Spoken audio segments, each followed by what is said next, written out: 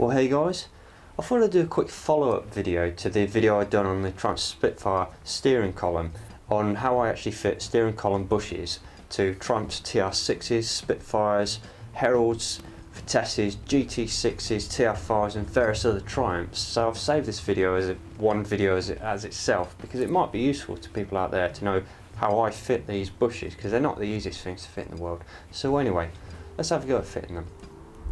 So we've got the old steering column out of the Triumph Spitfire Project, and I've chopped it up into sections because one day I will get round to replacing the actual shaft down the middle, but that's for a different day. For the purpose of this video, it's just demonstrating to you how to replace steering column bushes.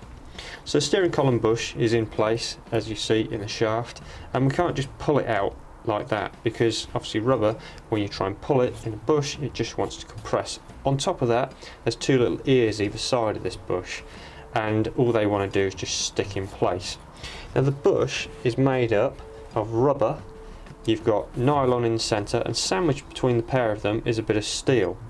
So as I said, if we try and pull it out like that, it's not going to come out because it's just going to all compress up against itself and just stay in place. So what we need to do is we need to firstly drill out these little tabs either side, and just being very careful when we do drill them out not to go into this aluminium shaft, because it's very easy just to go off skew with and actually cut into this aluminium. So we've just got to be very careful how we do that. Once we've got that done, we need to break apart this centre section of the bush, the nylon and the steel, and the only way I've found good to be able to do that is if we put it into a vise, just wrapping it with a bit of old rag. I know this is only scrap, but it's showing good practices for demonstration purposes. And if we tighten up this shaft in the vise, not being too tight because it is only aluminium, it will bend very easy. And then what we'll do is we'll just use a hacksaw blade, we'll tape off the end so we don't cut ourselves, and literally just cut up and down one side of it until we've gone through. We probably do that on the area where we've actually cut through with the drill bit, and then cut through on the other side until again we've gone through. But again, being very careful that we don't take the hacksaw blade and go too aggressive angle to start cutting into the steering column shaft, because we don't want to do that, because again you damage the steering column shaft. Once it's cut through either side, it should then theoretically be good enough to actually take the bush out, and then we're ready to put in the new bush. So let's see how we get on.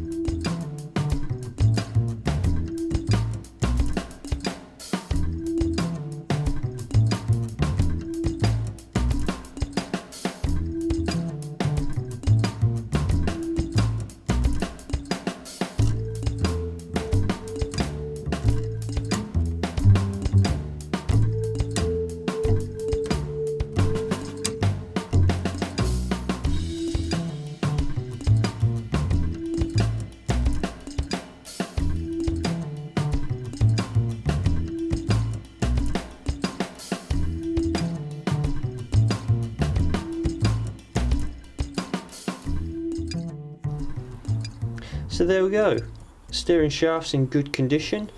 All we need now to do is to fit the new bush, but just before we do that I'd like to show you the old bush, and as you can see the centre bit from drilling it did seem just to knock straight through. The steel bit seemed to just go straight through with a little bit of persuasion once it was cut, and then lastly the rubber part just seemed to collapse in on itself and I could just hook it out and pull it out the top. So that was all really good and very successful. So to put the new bush in, what we're going to have to do is, same again, just protect the shaft with a little bit of rag around it and put it in the vise again and just tighten it up. Not too tight, because as I said before, it is aluminium, we don't want to bend the alley. And the new bush, what we need to do is lubricate up this bush before we put it in place. Now it's got these two little tabs on it, and this is where some people sometimes come unstuck.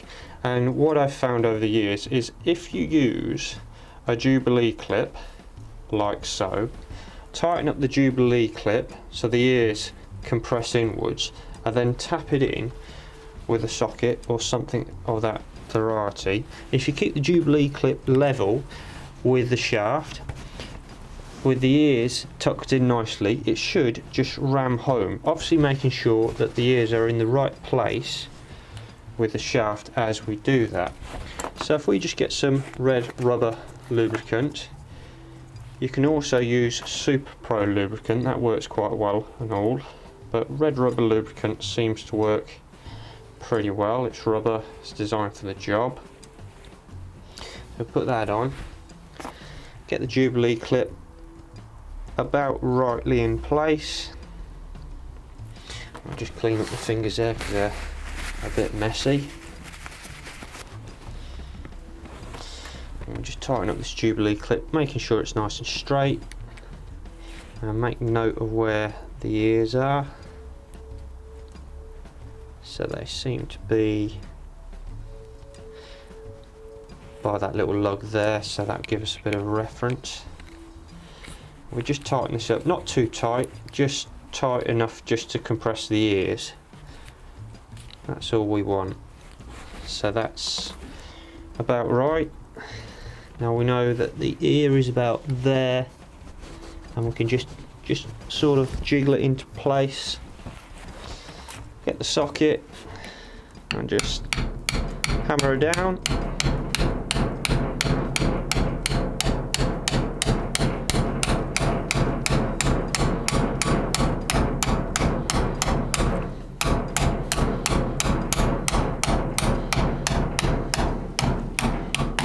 And there we go, steering column bush,